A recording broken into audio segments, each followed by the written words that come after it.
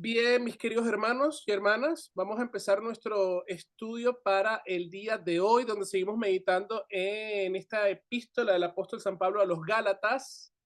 Ahora estamos en el capítulo 3 y seguimos avanzando en los versículos 6 al 18. Y antes de iniciar, vamos a orar eh, para poder empezar este estudio. En el nombre del Padre, del Hijo, del Espíritu Santo. Amén. Señor Dios Todopoderoso, Padre Celestial, tú prometiste a Abraham que sería padre de muchas naciones y lo condujiste de la tierra de Ur de los Caldeos a Canaán y sellaste con él tu alianza por medio del derramamiento de sangre. Haz que en Jesús, la simiente de Abraham, podamos ver la promesa de la nueva alianza en tu santa iglesia, sellada con la sangre de nuestro Señor en la cruz y dada a nosotros ahora a través del cáliz del Nuevo Testamento por el mismo Jesucristo, que vive y reina contigo y con el Espíritu Santo, siempre un solo Dios, por los siglos de los siglos. Amén.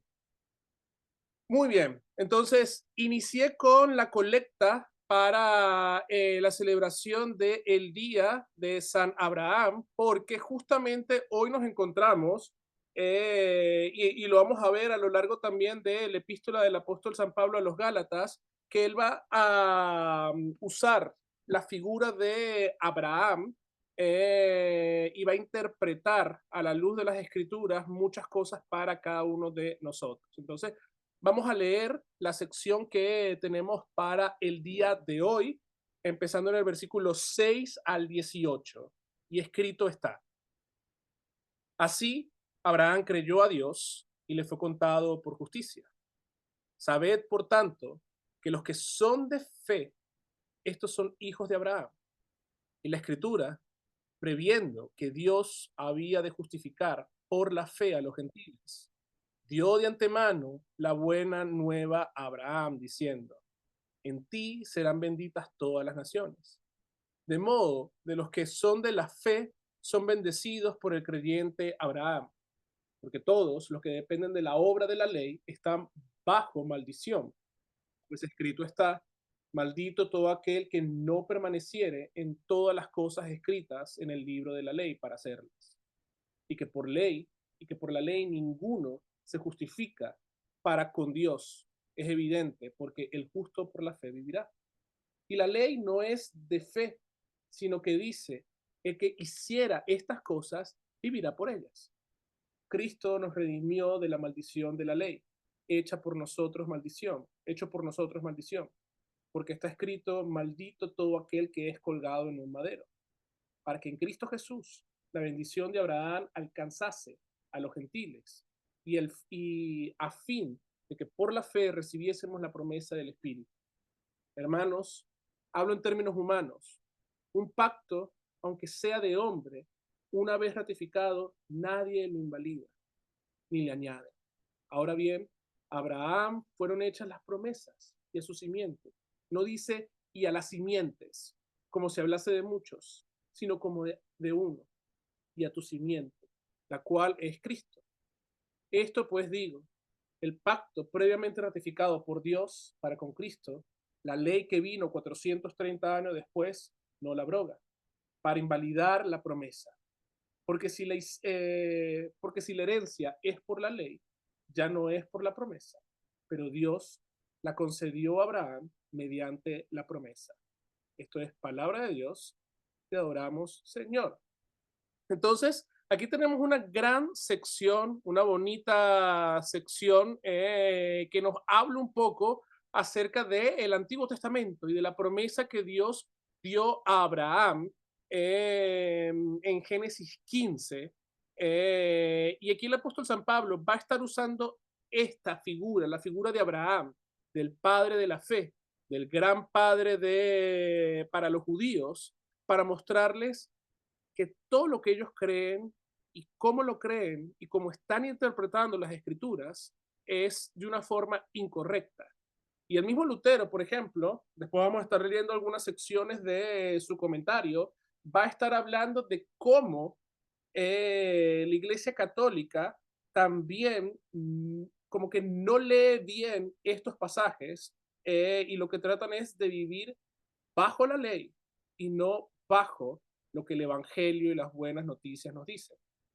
Entonces vamos a empezar con el primer versículo que tenemos aquí, que se nos dice, así Abraham creyó a Dios y le fue contado por justicia.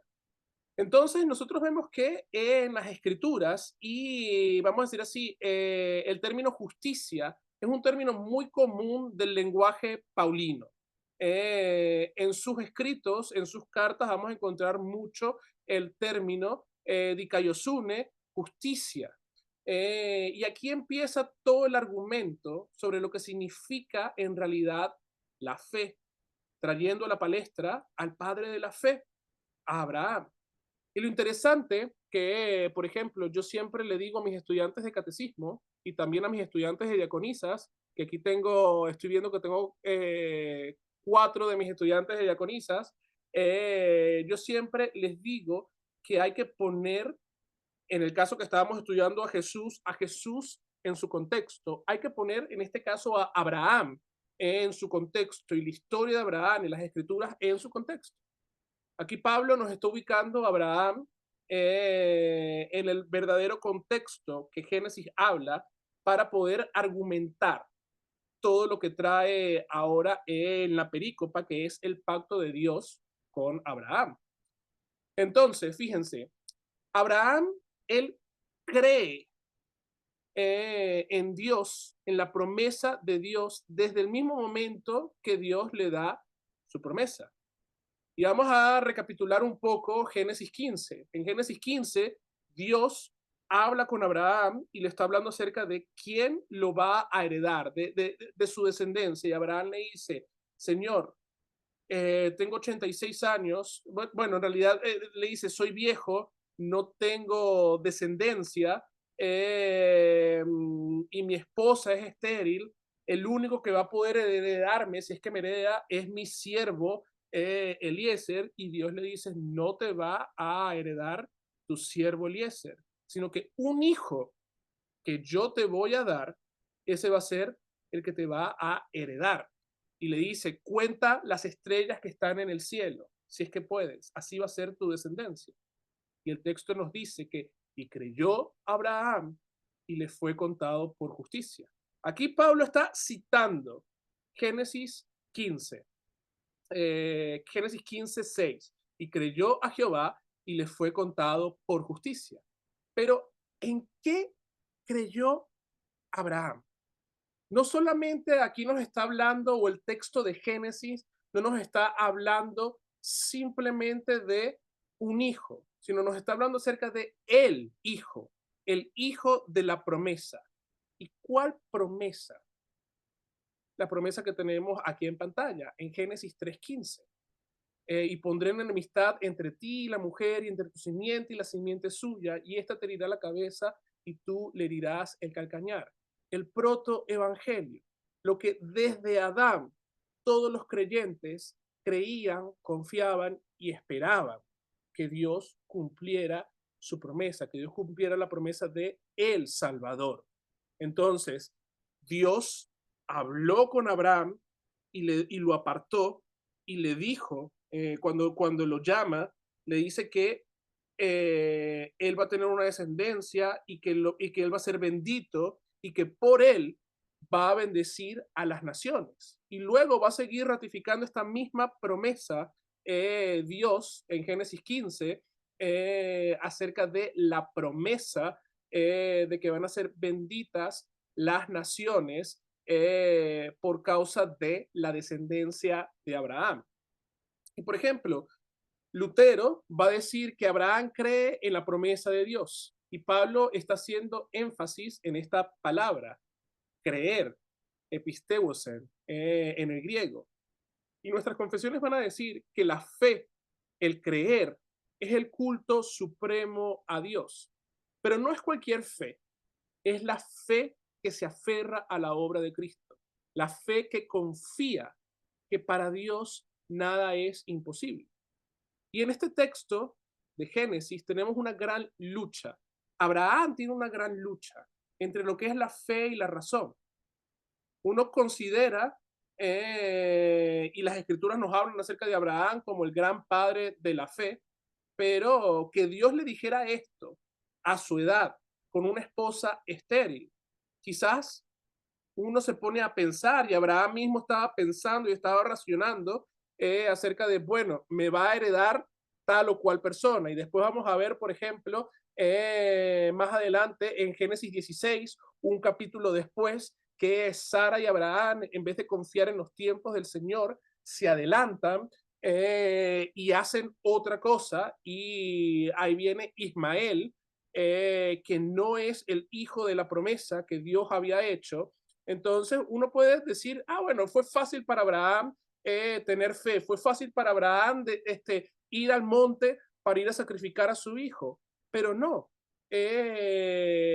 porque la fe no es algo que es de nosotros, la fe no es algo que crece en mi corazón, sino que la fe es algo que viene de afuera.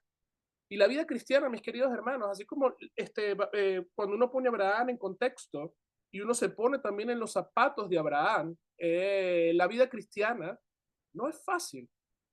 Mientras nuestra razón empieza a decirnos algunas cosas, la fe nos dice otra cosa. Nuestra razón a veces nos dice cómo Dios, cómo un Dios que es todopoderoso, que es creador, se va a hacer como uno de nosotros que somos insignificantes, que va a asumir nuestra carne humana. Y eso era lo que pensaban los filósofos. El gnosticismo pensaba eso y el docetismo decía que Cristo tenía apariencia de ser humano, pero no era un ser humano, no se había encarnado, porque la carne era mala para ellos. Pero Cristo se encarna y se hace hombre para morir por nosotros. La razón humana no puede creer que como Dios viene a nosotros en cuerpo y en sangre, en, con y bajo el pan y el vino. Entonces inventan muchas cosas y es más, hasta se burlan de las creencias de nosotros. Los mismos cristianos a veces se burlan de que nosotros creemos en la presencia real de Cristo en el sacramento. ¿Y cómo es esto posible? Las Sagradas Escrituras nos dicen que este es el misterio de la fe. Y por fe nosotros aceptamos lo que las Sagradas Escrituras nos dicen. La fe es algo externo a nosotros. Gracias a Dios por eso. Y es algo que no se produce dentro de mí, sino que crece en mí cuando escuchamos la palabra de Dios. Entonces, Abraham creyó en Dios, creyó en la promesa y le fue contado por justicia. Y sigue nuestro texto hablándonos y diciéndonos, ya este es este versículo 7, sabed por tanto que los que son de la fe, estos son hijos de Abraham. Fíjense, por ejemplo, aquí tenemos graficado un poco un árbol genealógico de Jesús desde Adán y Eva hasta María y José. No está en todo el mundo. Si usted quiere leer un poco el árbol genealógico de Jesús, puede leer las genealogías en Mateo 1, pero fíjense, por este lado, por esta sección está Abraham y Sara, Isaac, Jacob, y luego podemos seguir viendo todas las generaciones hasta donde llega Jesús. Pero una de las promesas que Dios le hace a Abraham antes del pacto, bueno, antes de ratificar el pacto con la señal de la circuncisión, es que y serán benditas en ti todas las familias de la tierra. Aquí está la clave de todo el argumento del apóstol San Pablo, atacando la falsa enseñanza rabínica de que solamente los judíos van a heredar, que son herederos de Abraham y van a heredar el reino de los cielos. Y ciertamente los judíos por sangre son descendencia de Abraham. Nosotros por la sangre de Cristo derramada en la cruz del Calvario, en el árbol de la cruz, también somos descendientes de Abraham. Y eso es lo que dice aquí el apóstol San Pablo. Por la fe, nosotros también somos descendientes de Abraham. Los hijos de Abraham son por la fe y no por la carne.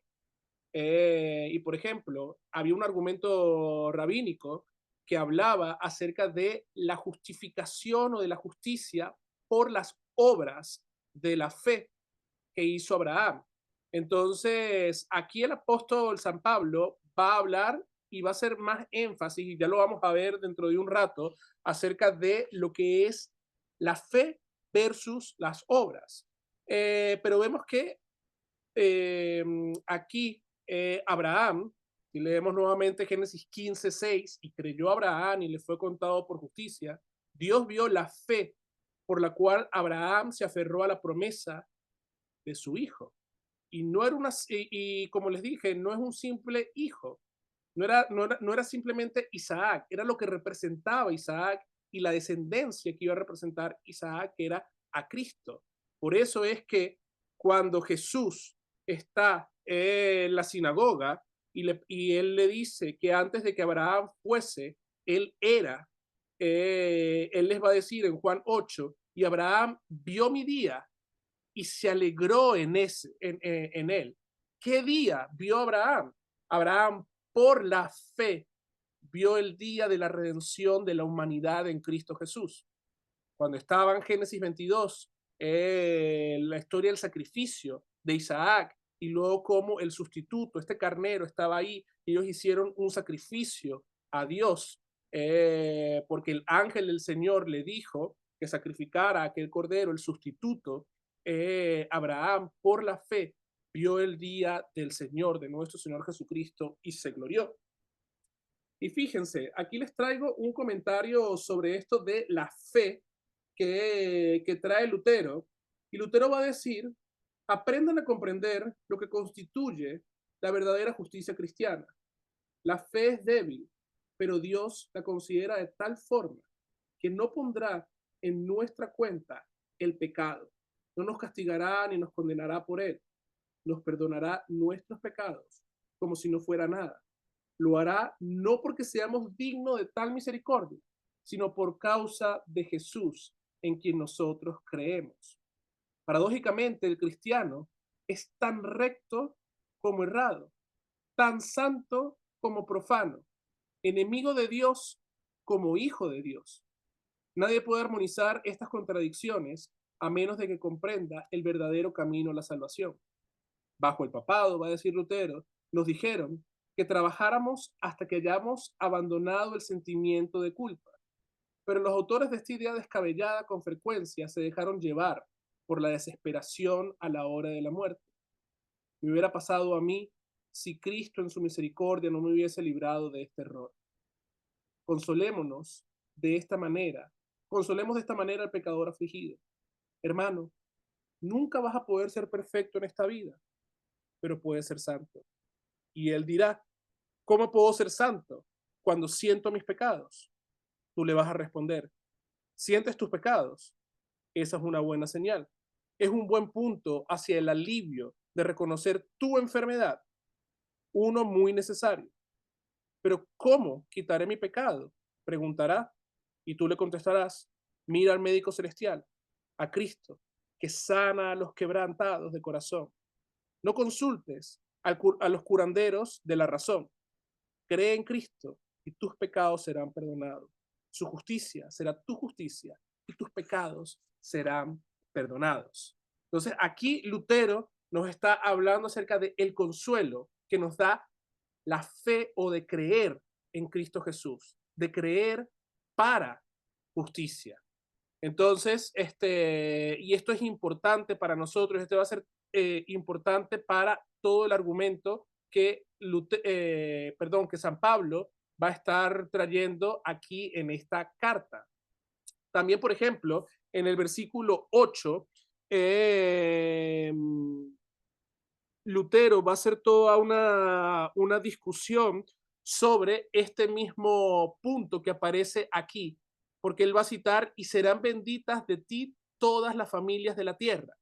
Entonces, el pensamiento judío para la palabra bendita era un pensamiento de alabanza, de que todas las familias de la tierra van a alabar a Dios, pero que no precisamente o no necesariamente tendrían que ser salvas por causa de Abraham.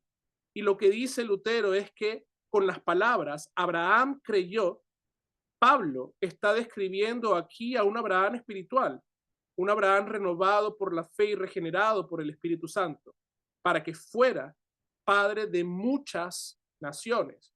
Recordemos que él antes se llamaba Abraham y Dios, cuando hizo el pacto en Génesis 17, cambia el nombre ahora a Abraham, padre de multitudes, o padres de muchas naciones. De este modo, se le puede decir que nosotros pertenecemos a todas las naciones y tenemos herencia en el reino eterno, no solamente por Abraham, o no por Abraham, sino por la fe en Cristo Jesús. Entonces, siguiendo con la discusión en el versículo o en los versículos 9 y 10 de nuestro texto, Lutero también en su comentario va a hablar acerca de dos tipos de Abraham. No era que existieran dos Abraham, era que con la interpretación errónea de los rabinos, de los judíos, de los fariseos, de los saduceos con respecto a Abraham, ellos dividieron y crearon a dos tipos de Abraham. El Abraham que cree, el Abraham de la fe versus el Abraham de la obra. Y voy a leer lo que dicen los versículos 9 y 10. De modo de que todos los que, de modo de que los de la fe son bendecidos como el creyente Abraham, porque todos los que dependieran de las obras de la ley están bajo la maldición, pues escrito está, maldito aquel que permaneciere en todas las cosas escritas en el libro de la ley. Entonces, vemos que Lutero va a hablar un poco en su comentario acerca de este error judío del padre de la fe y va a decir que no es el padre de las obras, sino que es el padre de la fe. Y va a decir que nosotros, y gracias a Dios por eso, no fuimos procreados por sangre o por la sangre de Abraham, sino por la fe. Entonces, él va a hacer énfasis en lo que el apóstol San Pablo escribe, el creyente Abraham. En su traducción, Lutero va a decir Abraham o va a poner Abraham, el hombre de fe. Y él va a decir que con estas palabras Pablo está distinguiendo a un Abraham del otro, el Abraham de la obra y al Abraham que tiene fe, el Abraham que cree en las bendiciones y en las promesas de Dios.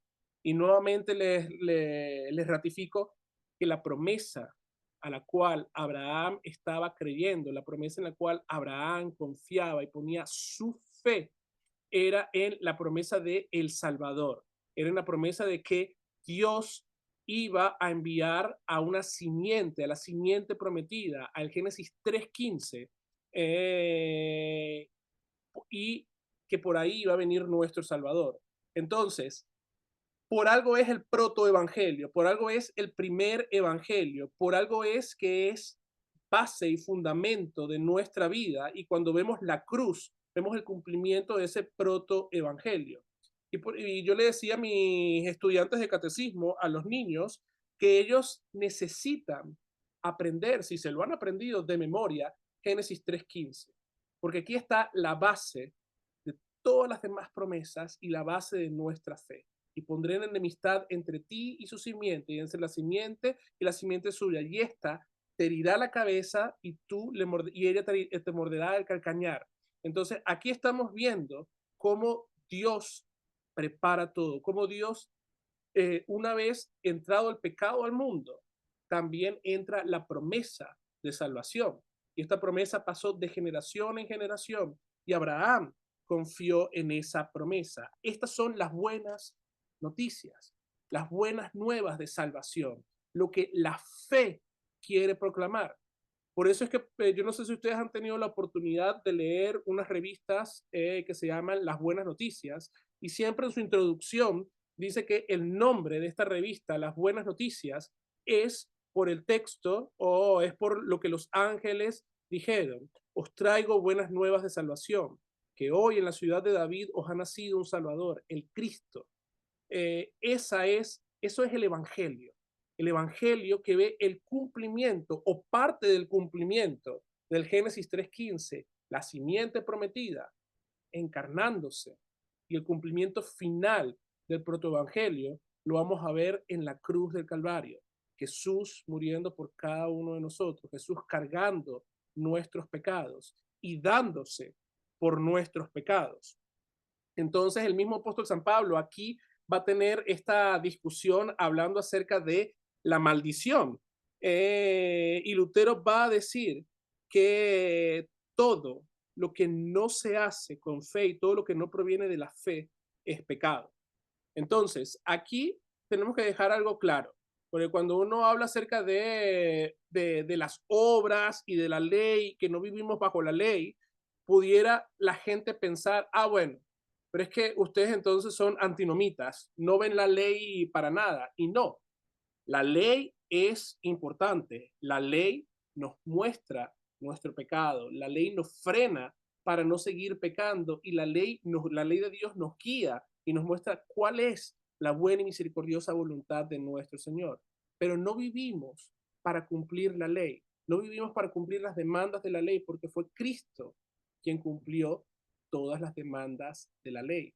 Fue Cristo quien fue a la cruz del Calvario cumpliendo absolutamente todas las cosas y siendo el sacrificio propiciatorio por nuestros pecados. Entonces, vemos que el apóstol San Pablo va a hablar acerca de que aquellos que vivan bajo la ley nos dice que tenemos que hacer todo para ser salvos. Pero también sabemos que si no cumplimos, aunque sea lo más mínimo, el más mínimo requerimiento de la ley, entonces transgredimos toda la ley. Y como sabemos que somos seres humanos pecadores, no podemos cumplir todo lo que la ley de Dios nos dice. Entonces, el apóstol San Pablo va a hablar acerca de la maldición de la ley y va a hablar y va a decir que a la ley a ninguno lo justifica para que Dios, para con Dios, es evidente porque, y va nuevamente aquí, el apóstol San Pablo está haciendo exégesis, una exégesis perfecta del Antiguo Testamento y mostrándole a los judíos lo que es la verdadera fe y le está diciendo, como está escrito, más el justo por la fe vivirá. Y la ley no es de fe, sino que dice, el que hiciera estas cosas vivirá por ellas. Entonces, el doctor Lutero va a seguir su discusión y su conversación en su comentario, hablando un poco acerca de lo que es la fe, hablando un poco acerca de lo que es vivir bajo la ley o bajo las obras de la ley. Y, por ejemplo, le va a tener un excurso fantástico, muy simple y sencillo, hablando acerca de Caín y Abel. Entonces, para mostrar esto, y fíjense que en Hebreos, en todo lo que es vamos a decir, Hebreos 11, que es todo el museo de los padres de la fe, va a hablar acerca de el justo Abel y va a hablar acerca de que Dios vio la ofrenda de Abel con agrado. Entonces Lutero va a decir, bueno, de aquí se toman los papistas para hablar acerca de las obras o de la obra que hizo Abel y que por su obra fue agradado su sacrificio a Dios. Y lo que va a decir Lutero, poniendo en el verdadero contexto, porque nos está hablando, el contexto de Hebreos es acerca de la fe con la cual fue Abel a hacer el sacrificio a Dios, la fe en la que él confiaba en su Señor, fue lo que Dios vio y por eso fue agradable el sacrificio a Dios. Entonces, en ningún momento, porque yo sé que nosotros, a los luteranos nos han acusado de que ustedes no ven las obras, ustedes viven las vidas sin las obras. Las obras son fruto de la fe. La fe no es una obra. La fe es un don que Dios nos da a cada uno de nosotros y las obras son fruto ahora de esa fe que nos ha justificado a cada uno de nosotros, que ha visto a la obra que ha hecho nuestro Señor Jesucristo, que confiamos en nuestro Señor Jesucristo y ahora, y Lutero acuñó esta frase, en fe para con Dios y en amor para con mi prójimo. Entonces, por ejemplo, cuando nosotros vemos la imagen del Sinaí es una imagen aterradora. El mismo pueblo veía el Sinaí y veía las trompetas y veía el fuego y veía los truenos y el sonido de bocinas y tenía miedo de acercarse al Sinaí, tenía miedo de acercarse a Dios. La ley es algo que, si no, como les dije, si no cumples lo más mínimo, te mata por completo. Entonces, Lutero va a demostrar, y el apóstol San Pablo también va a demostrar, que la ley y la fe son conceptos opuestos. Eh, y Lutero va a explicar esto en cuanto a la fe y la ley, y él va a decir, en oposición directa a los teólogos escolásticos, Pablo declara, la ley no se basa en la fe. ¿Cuál es este amor del que los escolásticos tanto hablan? No exige amor la ley. El hecho de que la ley no hace otra cosa sino mandar el amor, lo podemos concluir en base al siguiente pasaje. Ama al Señor tu Dios con todo tu corazón, con toda tu alma y con todas tus fuerzas. Cuando me aman y cumplen mis mandamientos, les muestro mi amor por mil generaciones. De estos dos mandamientos depende toda la ley y los profetas. Si la ley exige amor, el amor es parte de la ley y no de la fe, puesto que Cristo ha reemplazado a la ley que exigía amor, sigue que junto con la ley, el amor han sido abrogados como factor de nuestra justificación y solamente ahora queda la fe en Cristo Jesús, la fe en nuestro Señor. Entonces, no tenemos, y lo que nos habla el apóstol San Pablo aquí es que necesitamos dejar de confundir fe y obras. La fe, como ya les dije, no es una obra que nace en nuestro corazón y que nosotros creemos y sentimos. No, la fe es algo fuera de nosotros, extra nos, que viene por el oír y el oír la palabra de Dios. Es un don de Dios. Y gracias a Dios, gracias a Cristo Jesús, ya nosotros no estamos bajo la maldición de la ley. Vemos la ley como una guía, pero ya no estamos bajo la maldición y la condenación de la ley por causa de Cristo. Daniel Preuss, en su libro ¿Por qué soy luterano?, habla acerca del monte Sinaí y él dice que por causa de Cristo nosotros hemos bajado del Sinaí y ahora subimos a otro monte. ¿Y cuál es este otro monte? El monte Calvario, en donde hemos sido librados de la maldición de la ley por causa del Evangelio. Cristo nos redimió de la maldición de la ley, dice el apóstol San Pablo, hecho por nosotros maldición, porque está escrito, maldito aquel que es colgado en un madero, para que en Cristo Jesús las bendiciones de Abraham alcancen a los gentiles por la fe. Revisemos la promesa del Espíritu, en el Espíritu. Entonces, Cristo es aquel que se hizo maldición por nosotros. Cristo es aquel que tomó nuestros pecados, quien cumplió absolutamente todo.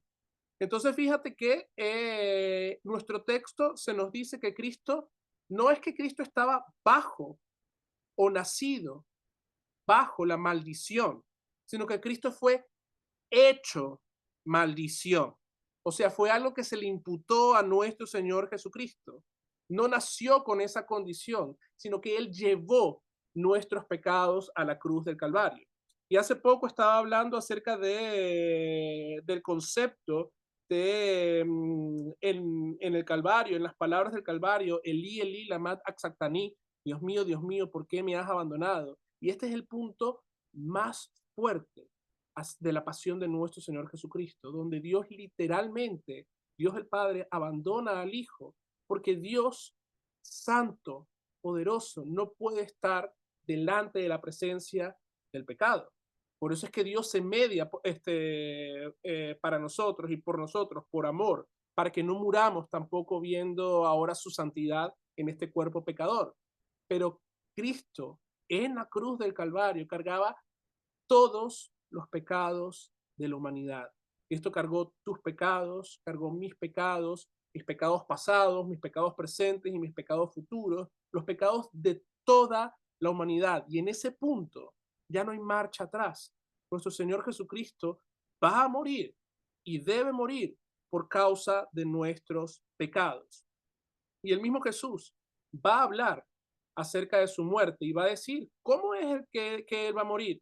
Él va, por ejemplo, en Juan 3 a hablar acerca de la serpiente de bronce, va a tomar esta analogía de la serpiente de bronce y va a decir que así como en el desierto la serpiente de bronce fue alzada para que todos aquellos que lo vieran fueran salvos por las picadas de las serpientes, así el Hijo del Hombre va a tener que ser alzado. Y va a ser alzado en un madero, en el madero de la cruz, en el madero donde Él va a tomar todos nuestros pecados. Entonces, miren algo que dice Lutero, unas palabras muy bonitas en cuanto al consuelo que nosotros encontramos en Cristo Jesús. Y él va a decir, estas personas erradas, hablando acerca de los papistas, nos roban nuestro mayor consuelo cuando separan a Cristo de nosotros los pecadores, para presentarlo como un ejemplo santo. Lo representan mal, como si fuera un tirano amenazador que está listo para matarnos por la más mínima provocación de nosotros. Me dicen que es absurdo y malvado llamar al Hijo de Dios un maldito pecador.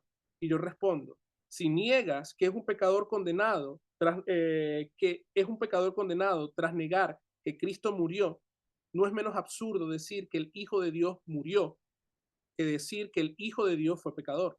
Juan el Bautista lo llama a él el Cordero de Dios que quita el pecado del mundo, puesto que él era el Cordero inmaculado de Dios, Cristo, que era inocente en persona. Sin embargo, él toma los pecados del mundo. Su inocencia fue mancillada con el pecado del mundo. Todos los pecados de ustedes, los míos, los de todos los que nosotros hemos cometido y cometeremos, son los de Cristo, como si él personalmente los hubiera cometido. Entonces, aquí vemos cómo tanto Lutero como el apóstol San Pablo ponen el énfasis en esto, pero es por nosotros y por nuestra salvación, lo que Cristo hizo por ti y por mí. Y estas son las promesas, y todo esto lo está hablando el apóstol San Pablo, en base a lo que Abraham creyó, y por eso fue hecho justicia, le fue contado por justicia. La promesa, el protoevangelio, se está cumpliendo aquí en la cruz del Calvario, en nuestro Señor Jesucristo. Y ya el apóstol San Pablo sigue esta discusión hablando acerca de el pacto. Ya el apóstol San Pablo ha dejado claro acerca de que por la ley no podemos ser salvos. Por las obras de la ley jamás vamos a poder salvos. Que Abraham no es un símbolo para nosotros de la ley, sino más bien por ese texto que dice, y creyó Abraham y le fue contado por justicia. Y cuando uno lo pone nuevamente en contexto, esto fue Génesis 15 y en Génesis 17 fue cuando Dios hizo el pacto y puso la ley de la circuncisión y de que todos tenían que ser circuncidados. Aquí vemos que primero vino la fe y luego vino esta ley para el pueblo santo de Dios escogido de la simiente de Abraham. Y San Pablo va a seguir diciendo, hermanos, hablo ahorita en términos humanos, un pacto, aunque sea de un hombre, una vez ratificado, nadie lo invalida ni le añade. Ahora bien, a Abraham fueron hechas las promesas de su simiente, no dice y a la simiente, como si fueran muchos, sino a uno, a tu simiente, que es Cristo. Entonces, por ejemplo, en el Antiguo Testamento había algo que se llamaba el pacto de el protectorado. Yo te protejo si tú haces algo a cambio para mí. Y eso era un pacto que, por ejemplo, también tenían los hombres. De nación a nación, los reyes, por ejemplo, y eso lo podemos ver también el día de hoy, no voy a mencionar gobiernos ni personas el día de hoy, pero en el Antiguo Testamento era, los reyes decían, bueno, yo te puedo prestar a ti seguridad y defensa, pero tú tienes que ahora hacer algo a cambio para mí. Y en el Antiguo Testamento podemos ver ese tipo de pactos también entre Dios y el pueblo de Israel.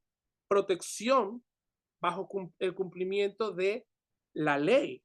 Y que el pueblo vivía en ese entonces bajo la ley. Lutero va a tener un comentario fantástico en cuanto a eso, hablando acerca de que Dios da la ley y pone a su pueblo bajo la ley y en el cumplimiento de la ley para que cuando vean que todo esto ha sido cumplido en Cristo Jesús, añoren y tengan esa certeza y ese amor por la obra de Cristo Jesús. Pero vamos a ver que la razón humana va a pensar todo lo contrario. Ahora Dios hace un nuevo pacto con nosotros en Cristo Jesús. Y este pacto de protección en el Antiguo Testamento, en base a cumplir la ley, Cristo mismo cumple toda la ley. Y ahora el nuevo pacto que Cristo mismo hace en su sangre es por fe. Cristo dice, ahora tú tienes que confiar en que lo que yo he hecho es más que suficiente para tu salvación. Yo he vencido, yo he cumplido todo. Y este pacto de la nueva sangre, Él nos invita domingo a domingo, día tras día, cuando en el partimiento del pan, para ser parte, para ser fortalecidos en base a este pacto. Y va a seguir el apóstol San Pablo diciendo, esto pues digo, el pacto previamente ratificado por Dios para con Cristo, la ley que vino 430 años después, no la abroga para invalidar la promesa. ¿Qué quiere decir aquí el apóstol San Pablo? Sigue el apóstol San Pablo con el versículo bíblico con el cual nosotros empezamos. Y creyó Abraham y le fue contado por justicia. ¿En qué creyó Abraham? Génesis 3:15, el protoevangelio, la promesa de salvación.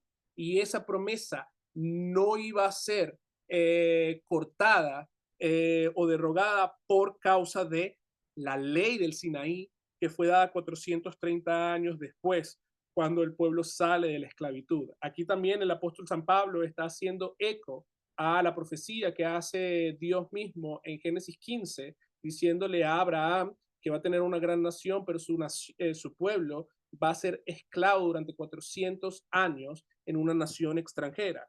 Entonces, fíjense que va el apóstol San Pablo a terminar con esta brillante imagen, porque si la herencia es por la ley, ya no es por la promesa, pero Dios la concedió a Abraham mediante la promesa.